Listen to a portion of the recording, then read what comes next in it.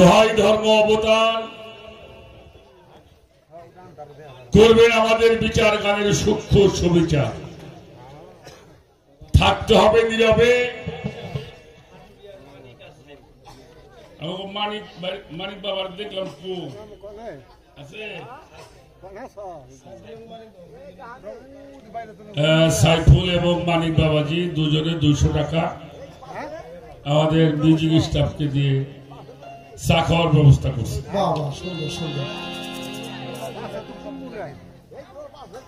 আজকের পালা হলো গুরু ভক্তের পালা। বাংলাদেশের স্বনামধন্য গায়ক আমার সাথী শিল্পী শরীয়ত সরকার ভক্তের ভূমিকায় দাঁড়িয়ে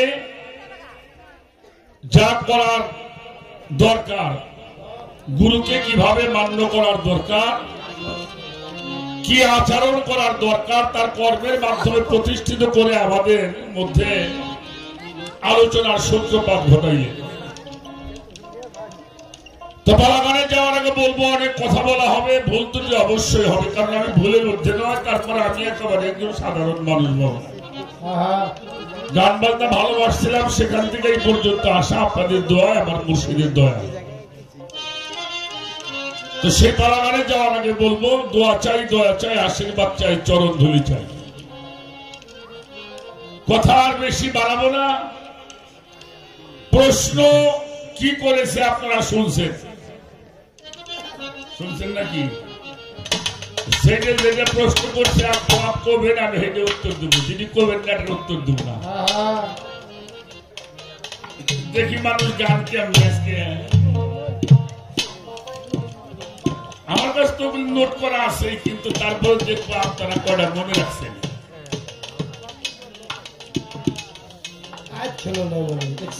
দেখো, ভয়, ভক্তি, প্রেম, বিশ্বাস, গুরুকে সবসময় ভয় করতে হবে। এই কথাটার সাথে আমি খুব একটা জড়িত না। ভাটা কৃষ্ণের বই দেখছিলাম, দেখছেন? ভাটা কৃষ্ণ একটা ছবি, ভারতে মিঠুনের একটা ছবি। ওই যে কি তিনি মন্ত্রী হয়েছিল, নামটা ভুলে গেছি, রণদেব পাল। রণদেব পাল রে কইতেছে, তোমার কি ভগবান দেব ভয় করে না? কয়ে না। হ্যাঁ, মাঝে মাঝে দুই এটা আমার আমি দুই চারটে দিই। তো মিঠুন দেওয়ার পরে করতেছে, সারা ভগবানের সাথে মারামারি করে। জিজ্ঞেস করলে তুমি ভগবানকে ডরাও না? বলে পার্থক্য তো এই জায়গায়, আপনারা ভয় পান, আমি তার ভালোবাসি।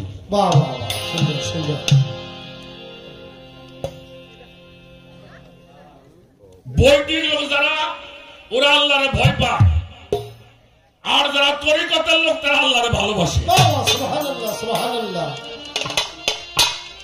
কথাটা কি বুঝাইতে পারছি? যার সাথে বন্ধুত্ব হয়, ভালোবাসার কারণে বন্ধুত্ব হয়।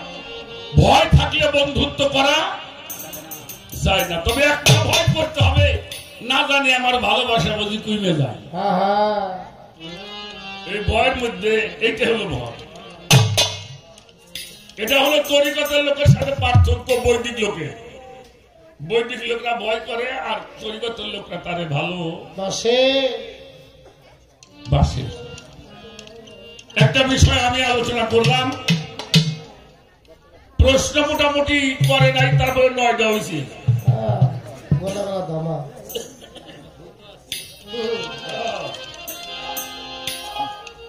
তার প্রথম প্রশ্ন হল যে সেজদা করি আমরা, সেজদা কয় প্রকার? এটা হলো তার সমাধান দিতে হবে। এখন মাথা নিচে করলে যদি সেজদা হয়, তাহলে তো আর আমাকে ওই সারা মারা করা হয় না, মানে ধানের সারা বাজার করে। এই সেজদার বিষয় আপনি আমাদেরকে বুঝাবেন, আর এই ভক্তির উৎপত্তিটা কোত্থেকে সেটা আমাদেরকে বলবেন।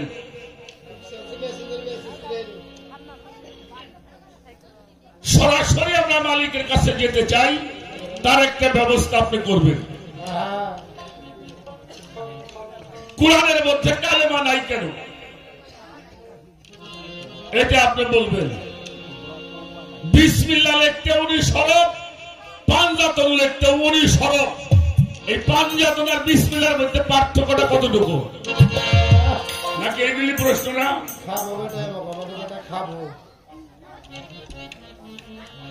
এই যে শিয়া শিয়া শব্দ শুনি, শিয়া সুন্নি, এ বিষয়ের উপর আলোচনা করতে হবে। লাই হালিতে কত বছর লাগছিল, আর হলো এত হু দিয়ে আল্লাহ কি বুঝাই।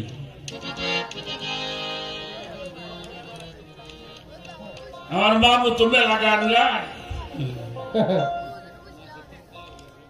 হ্যাঁ, 3 মাসের মধ্যে 3 দিন গান নাই। ওই 3 বার ছিছেন কে? ও 3 বই গেলাইও আমরা কুইরে তো নাই। তো এত গান যখন গাও মামা, তুমি বাড়ি যাও গে বাজান, ওনারে কিছু দিয়ে দিয়ে বিদায় করে দিই।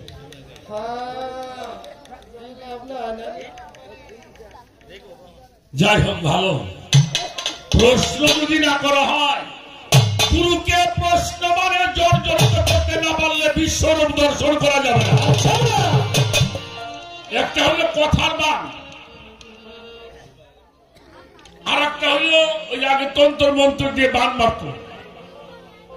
আর গুরুকে মারতে হলে প্রশ্নবান শিখতে হবে। প্রশ্নবানে জর্জরিত হওয়ার কারণেই অর্জুনকে ভগবান শ্রীকৃষ্ণ বিশ্বরূপ দর্শন করিয়েছিলেন। তো আমি সেখানে যাওয়ার চেষ্টা করি। প্রথম হলো সেজদা হলো 5 প্রকারের। এই বিষয়গুলি যদি আপনারা ভালো করে জানতে চান, ভালো করে একটু খেয়াল করে শুনবেন। ইউটিউবে তো চলছে এটা, তারপরে আপনারা একটু খেয়াল করে শুনবেন। প্রথম সেজদা হলো সেজদায় আবুদিয়া, যেটা আনুগত্যের সেজদা। এই যে আমরা যেটা গুরুর কাছে আনুগত্য স্বীকার করেছি, এটা হলো আনুগত্যের সেজদা। সেজদায় আবুদিয়া। 2 নম্বরে সেজদায় তাহিয়া, সম্মান সূচক সেজদা। এখন কারে মানুষ সম্মান করে? একজন জ্ঞানীকে সম্মান করে, একজন আলেমকে সম্মান করে, একজন পীরকে সম্মান করে, একজন নেতাকে সম্মান করে, একজন জ্ঞানীকে সম্মান করে। এটা হলো সম্মান সূচক সেজদা। 3 নম্বরে হলো সেজদায় জাওয়াজ, যেটা বৈধ সেজদা। এই যে পীর মুর্শিদকে সেজদা করাটা বৈধ সেজদা, এটা কোরআনের রেফারেন্স আছে, আমি বলবো সেটা।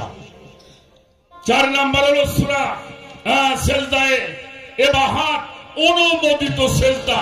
গুরু পীর মুর্শিদরা ভক্তদেরকে এটা শিক্ষা দিয়ে থাকে।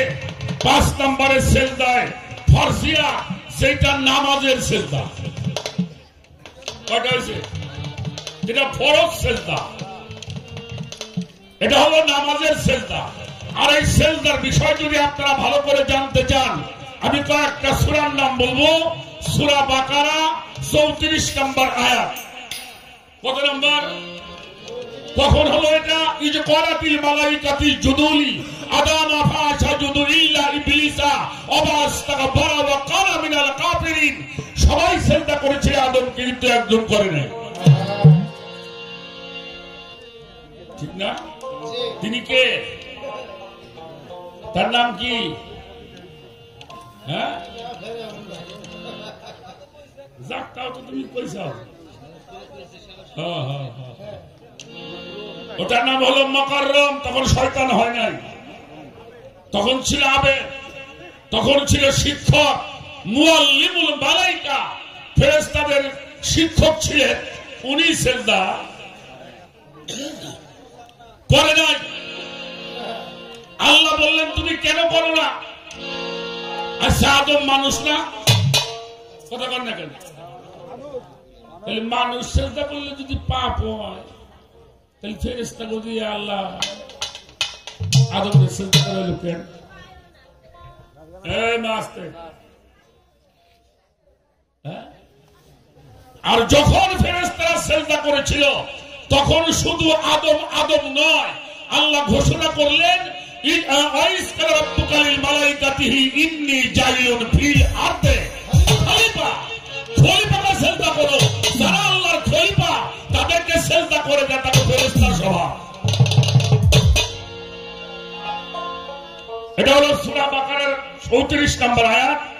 তারপরে আপনি সূরা আরাফের 116 নম্বর আয়াত, সূরা হিজরের 30 নম্বর আয়াত, সূরা সুয়াতের 72 নম্বর আয়াত, সূরা তোহা 116 নম্বর আয়াত, সূরা ইউসুফের 100 নম্বর আয়াত।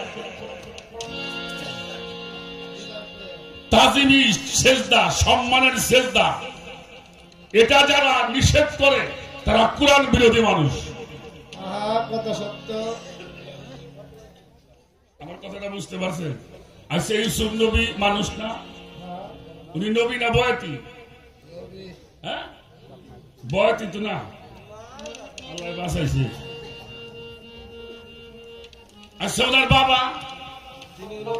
তিনি কি নবী? নবীরা কোনো ভুল কাম করে? কথা বল না কেন? ভুল কাম করে?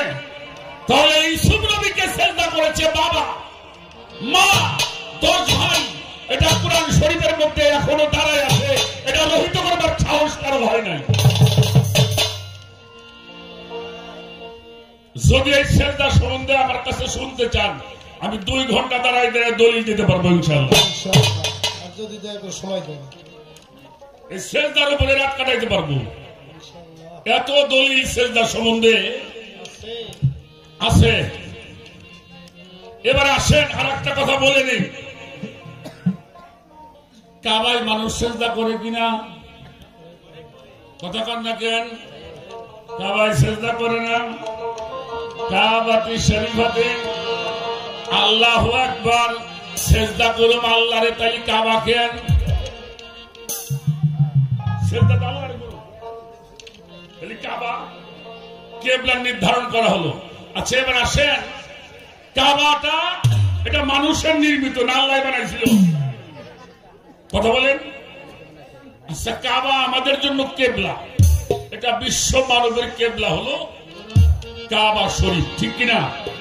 আচ্ছা, কাবায় সিজদা করতে তো নিষেধ নাই। যদি নিষেধ না থাকে, হাদিস বুখারী শরীফটা একটু পড়েন। একটা হাদিস বর্ণনা করা হয়েছে হযরতে উমর ইবনুল খাত্তাব রাদিয়াল্লাহু তাআলা আনহু, উনি বর্ণনা করেছেন, আল মুমিনু আকরাবু মিনাল কাবা, একজন মুমিন ব্যক্তি হলো খানায় কাবা হইতে অতি উত্তম।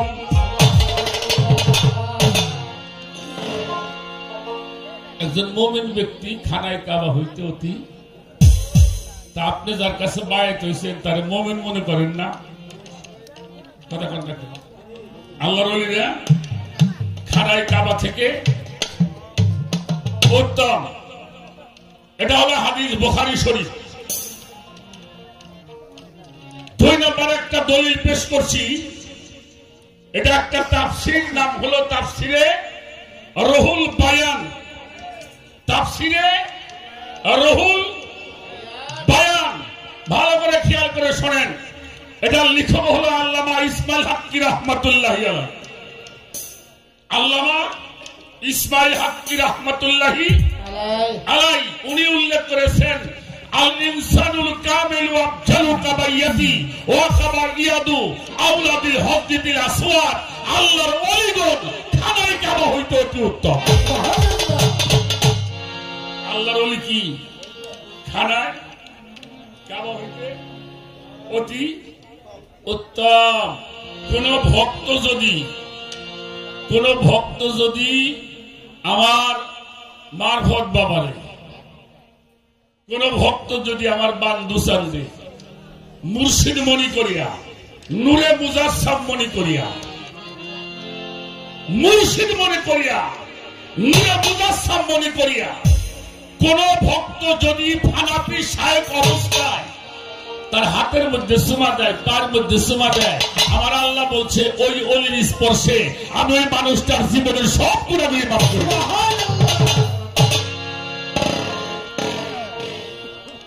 কথা বোঝা যায়?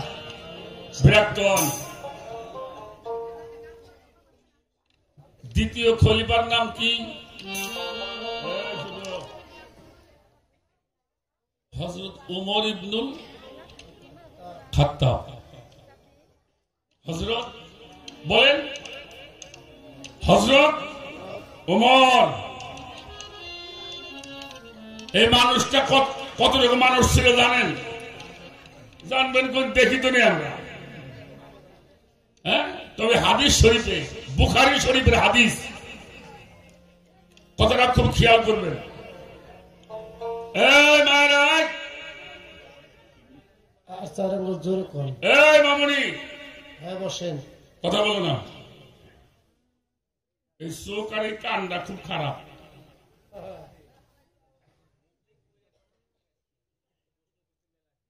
শোনেন, বিচার গান শুনবেন। যারা বিচার গান শোনেন, কিছু কিছু গানের জন্য আমাদের ওরসের দুর্নাম হয়েছে। হয়েছে না বাবা? হয়েছে না? মেকআপ ম্যান বয় কৃষক, আমার পীর সাবরাম হ্যাঁ গনিয়ে দেখি নাচানাচি করে।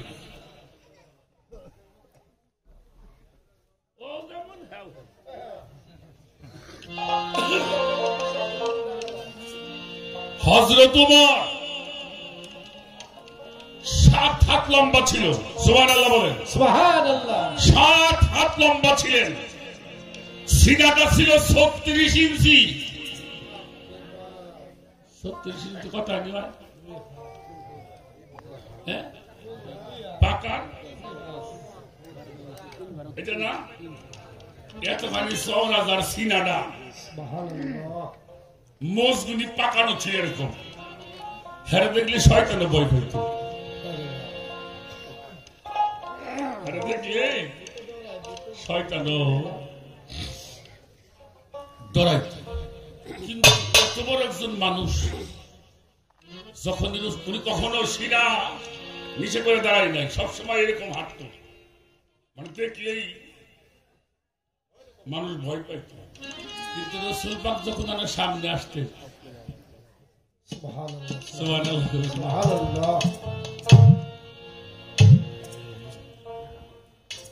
এটা একটু খুলে দে বাবা। এই কষ্ট একটু খুলে দেন।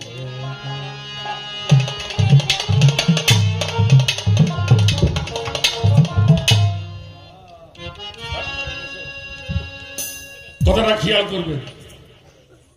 হুজুর পাক আসছেন, হযরত ওমর ছিলেন দাঁড়ানো।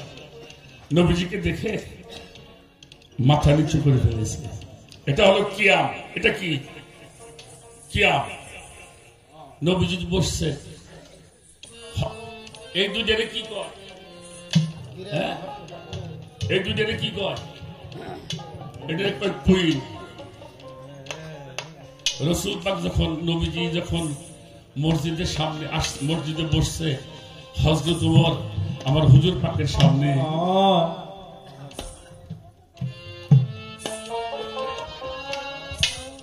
আরে এই দুইটা হাঁটু মাটিতে বসছে কিনা, মাটির সাথে হাঁটুটা মিলেছে। এবার হাত দুটি এমনি করেছে। এই কুইন দুইটা মাটির সাথে, আরে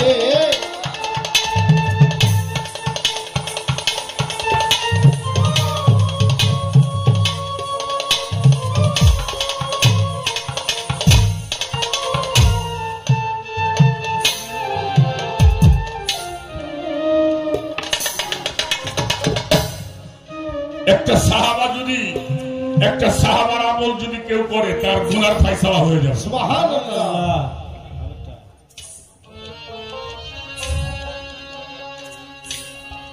তবে একটা কথা বলি,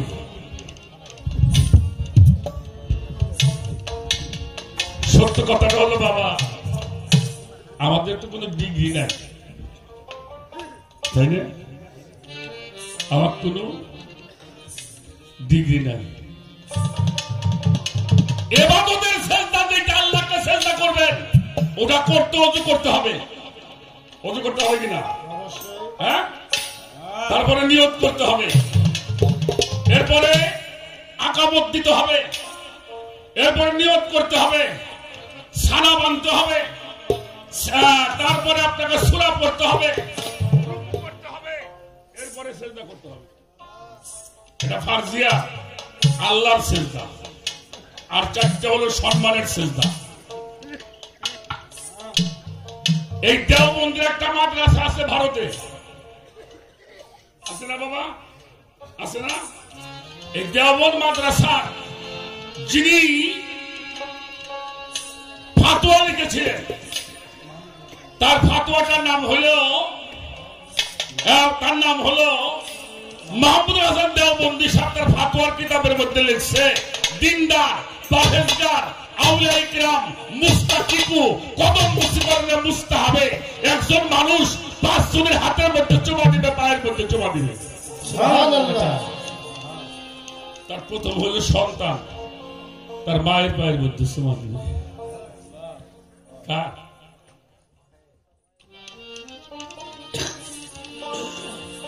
মা কামুদলি যদি সেজদা হয় রে শরীয়ত বাবা, যখন মার গর্ভের থেকে মাটির মধ্যে পড়ছে তখন তো মার পায়ের মধ্যে সেজদা। সুবহানাল্লাহ, সুবহানাল্লাহ।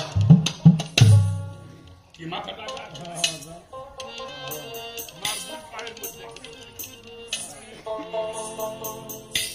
সন্তান তার বাবা মাকে এই তাজিমি সেজদা করবে, হাতে পায়ে। সে পায়ে চুমা দিলে মাথা নিচু হবে না? হ্যাঁ?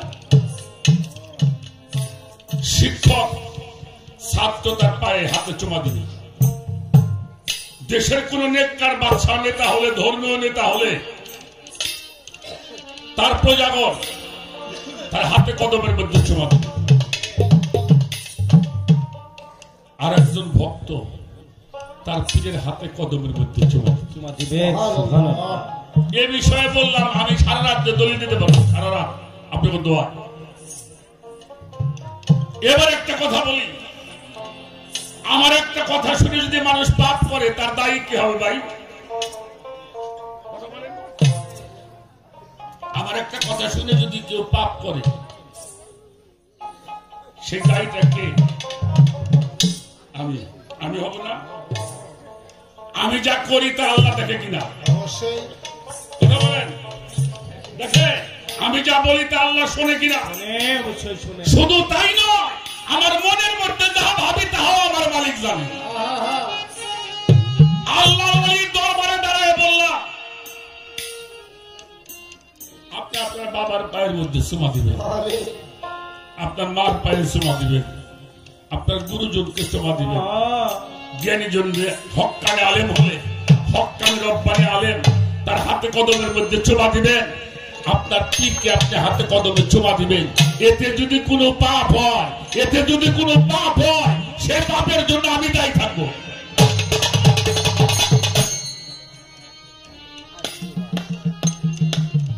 কি কর? আপনারা কেউ দায়ী না, আমি। এরপরে কোন বাপ মার পায়ের মধ্যে চুমা দিবেন কিনা কেনা কোন? আমার দেখান দিয়ে কিনা কেনা দিবেন? বাপ মার পায়ের মধ্যে চুমা দিবেন কারা কারা? এ মেলা মানুষ আছে, দিব না। সমাজের ভর্তি হয়ে গেছে। পীরের পায়ে চুমা দিবেন, গুরুজনের পায়ে চুমা দিবেন। এর জন্য কোন পাপ হইলে সেই পাপের জন্য আমি দায়ী থাকবো।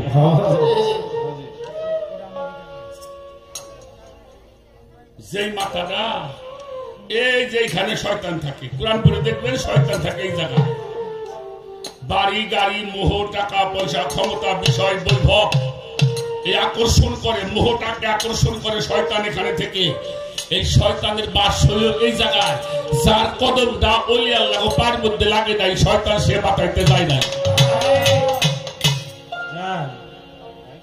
শয়তান আল্লাহরে সেজদা করছে, খলিফারে সেজদা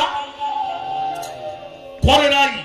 যারা খলিফা অর্থাৎ আদম কাবায় যারা সেজদা করে নাই, তাদের শয়তান দূর করতে পারে। আর এই যে মাথাটা যখন একজন অলির পায়ের মধ্যে গুতে লাগবো, মিশবো, তখনই শয়তান আর সেখানে থাকতে পারবে। আমি এই বিষয়ের কথা না বললাম, আপনারা বিরক্ত হয়েছেন। আমি আবারও বললাম, সেই সন্তান বাবার পায়ে চুমা দেওয়া শিখছে, সেই সন্তান মার পায়ে চুমা দেয়, ও শয়তান, ও সন্তান কখনো খারাপ মানুষ হইতে পারে না। এটা আমি লিখে দিতে পারি।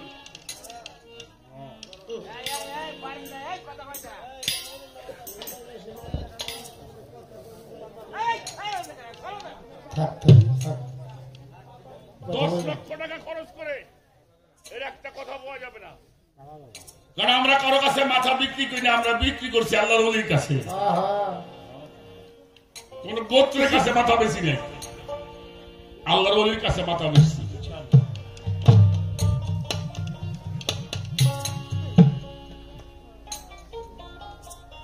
আমার কথায় কষ্ট পাইলেন?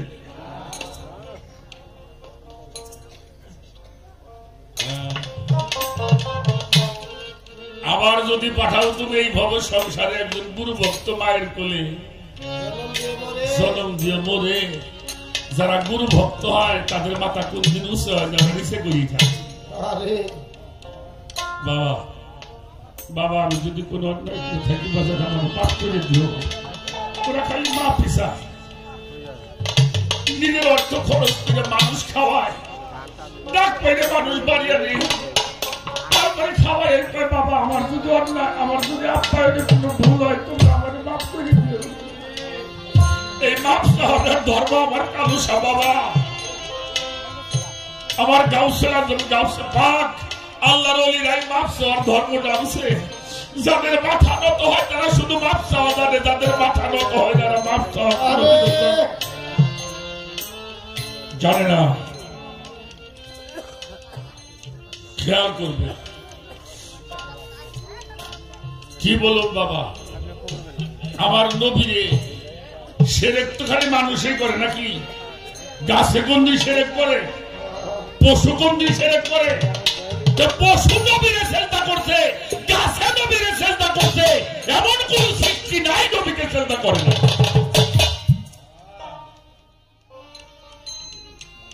কোন সৃষ্টি নাই। পশু নবীরে চেষ্টা করে নাই, উঠে নবীরে চেষ্টা করছে করে নাই।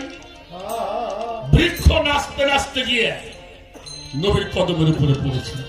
যারে গাছ বৃক্ষ সেজদা করে তারে মানুষ সেজদা করলে এটি বিশ্বাস করতে হবে?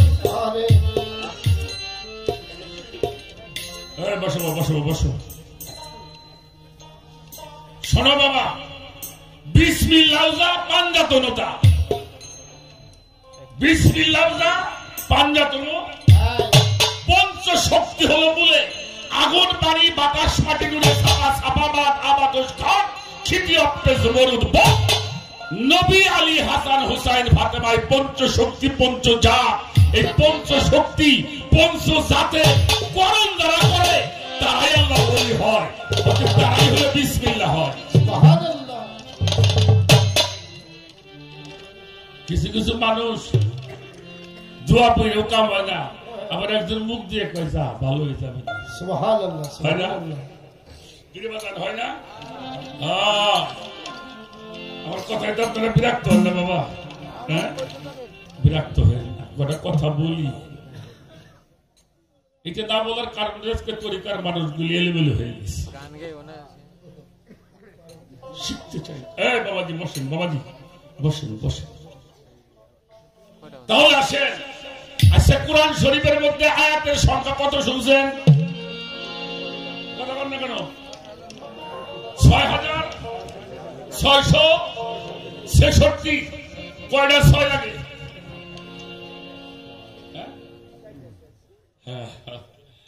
6,666। কয়টা 6? 4 6 যোগ করলে কত হয়? কত হয়? লা ইলাহা ইল্লাল্লাহ 12, মুহাম্মাদুর রাসূলুল্লাহ 12, কত হয়? কালেমা থেকে কোরআন, কোরআন থেকে কালেমা আইছে না কালেমা থেকে কোরআন আইছে? কোনটা?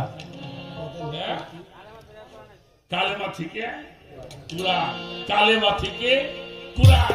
এই জন্য কোরআন শরীফের মধ্যে কালেমা নাই, তবে কালেমা কিন্তু একটা সূরার মধ্যে আছে লা ইলাহা ইল্লাল্লাহু, আর একটা সূরার মধ্যে আছে মুহাম্মাদুর রাসূলুল্লাহ। এটা কিন্তু কোরআন শরীফে আছে, কিন্তু মূলত বুঝতে হবে কোরআনটা সেই হলো কালেমা হতে, কারণ কালেমা হলো নবী মুহাম্মাদুর রাসূলুল্লাহ সাল্লাল্লাহু আলাইহি ওয়াসাল্লাম। তিনি না হইলে কোরআনই হইতো না।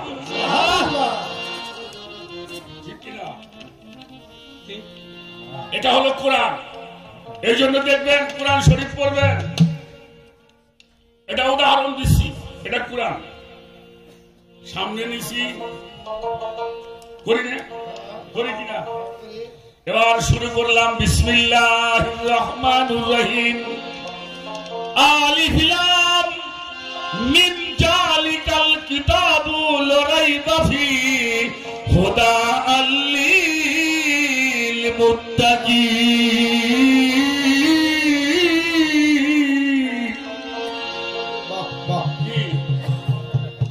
ইহাই আমার মূল কিতাব। ইহাই হলো, এটা কি কিতাব? জালিকা ওই, হাজার এই। আমার কথা বলি বুঝবেন। পড়তেছি কোরআন, এই কোরআনে ওই কিতাবে কোনো সন্দেহ নাই। ওটা কোনটা? এই হাতে কোনটা? আর আল্লাহ কোরআনে কয় ওই কিতাবে কোনো সন্দেহ। ওই কিতাবটা হলো মুহাম্মাদুর রাসূলুল্লাহ সাল্লাল্লাহু আলাইহি ওয়াসাল্লাম। ওই কিতাব হলো পাঞ্জাতন, ওই কিতাব হলো মাওলা আলী। এজন্য মাওলা আলী নামের সঙ্গে লেখা আছে কুরআনুল সাবিতুন। মাওলা আলী হলো বাক্যযুক্ত কোরআন। সুবহানাল্লাহ, সুবহানাল্লাহ। আল্লাহর ওলিরা হলো সাবাক কোরআন। আল্লাহর ওলিরা কি? সাবাক কোরআন, বাক্যযুক্ত কোরআন। কোনদিন আপনি পারি আল্লাহ শিখাইছে নামাজ পড়বে, কইছে হজ করবে, কারা কইছে? নবী, রাসূল, ওলিয়া উলিয়া। এদের আল্লাহ বলছে তিনটা কাজের জন্য। একটা আমার কোরআন তোমাদেরকে শিক্ষা দিবে, আর একটা হিকমত শিক্ষা দিবে, আর একটা তোমার মস্তিষ্ক থেকে পাপগুলি পরিষ্কার করবে।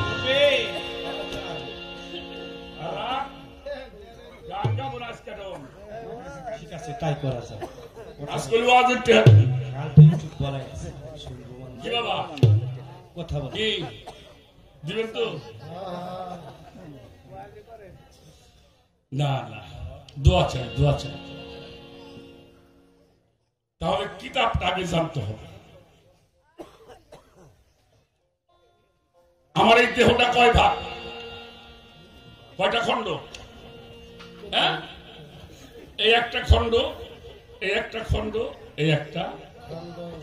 আলিফ লাম মিম, আলিফ মিম লাম। সনাতনের ব্রহ্মা বিষ্ণু শিব, আল্লাহ মোহাম্মদ, হা হে হু। 14টা হু আর 1400 হু। যত হুই কম, হু হইল প্রতিষ্ঠিত। কি প্রতিষ্ঠিত? যারা জাতের সঙ্গে মিশে গেছে এরা প্রতিষ্ঠিত, এদেরকে মৃত বলা যাবে না। আমাদের জিক্কা শরীফের দেওয়ান রশিদ বলছে, হ্যাঁ দেখো না সবে হু হু রবে, এ বিশ্ব বিরাটে বাজে তব না। আহা মরি মরি ওহে বংশীধারী, বাজাও মুরারি লয়ে নিজ না। দেখো না চিত্তপটে হু রয়েছে ঘটে ঘটে, সাজে বা মাসে কারা টান হুয়েরই তামা। দেওয়ান রশিদে কয় অসেবেল অজুদ তাই, অসেবেল অজুদ ধরে খেলেন কোন ধাম। দেখো না সবে হু হু রবে, এই বিশ্ব বিরাটে বাজে তব না। প্রতিষ্ঠিত হও, প্রতিষ্ঠিত হও, দুনিয়া চলে যাবে, তুমি ধ্বংস হবে না। সুবহানাল্লাহ। আমার কথা বোঝা যায়? আর একটা কথার মধ্যে কথা আসে, কয় লাগবে, একদিন সব ধ্বংস হয়ে যাবে না ভাই? কি কে কয়? আল্লাহ কয় সূরার রহমান, কি কুল্লু মান আলাইহি ফান। একদিন সব ধ্বংস হয়ে যাবে, সব ধ্বংস হয়ে যাবে। আচ্ছা সবই কি ধ্বংস হয়ে যাব? কিছু থাকবো না? কি থাকবো? আল্লাহ। বাহ, এই তুমি তো কইলে ভালো। তাই থাকবে কিনা? আল্লাহ। আচ্ছা আল্লাহ একলা কি করবো?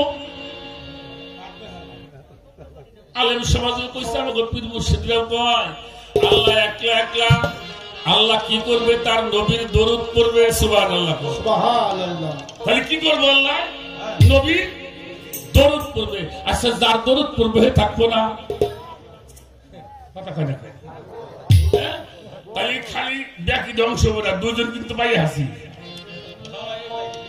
পাইছি না আল্লাহুম্মা সাল্লি আলা সাইয়্যিদিনা মাওলানা মুহাম্মদ ওয়া আলা আলি মুহাম্মদ আহলে বাইতের নামে আল্লাহ দরুদ পড়বো আহলে বাইত থাকবো সুবহানাল্লাহ কি থাকবো না তাহলে কয়জন ভাইলাম ওরে ভাইছি একজন এর ভাইলাম পাঁচজন নবী আর নবীর আহলে বাইত চারজন কয়জন পাঁচজন উনি একজন ছয়জন তাই বলে সব ধ্বংস হয়ে যাবো হ্যাঁ পরের আয়াতটা একটু পড়েন ও ইয়াবাকা ওয়াজহু রাব্বিজুল জালালি ওয়াল ইকরাম রবের চেহারা কোনদিন ধ্বংস হবে না সুবহানাল্লাহ রবের চেহারা কিরা ওলি ওলি আল্লাহ উল্লাহ লুল্লাহ কি ওলি ওলি আল্লাহর চেহারা এরাও কোনদিন ধ্বংস হবে এই জন্য আল্লাহ বলেছেন সাবধান তাদেরকে তোমরা মৃত ভাবিও না কেন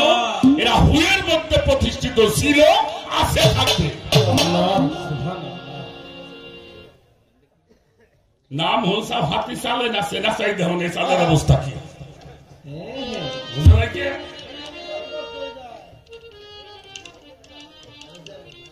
কত পীর মুর্শিদরা কোন কইল না তারপরে যদি কেন মানুষ হইলাম না আহারে আহারে আপনাদের এলাকায় শুয়ে টুয়ে রাখে এমন লোকজন আসে নাকি হ্যাঁ দেখছেন দেখছি 3-4 মাসে 4-5 শুয়ে যায়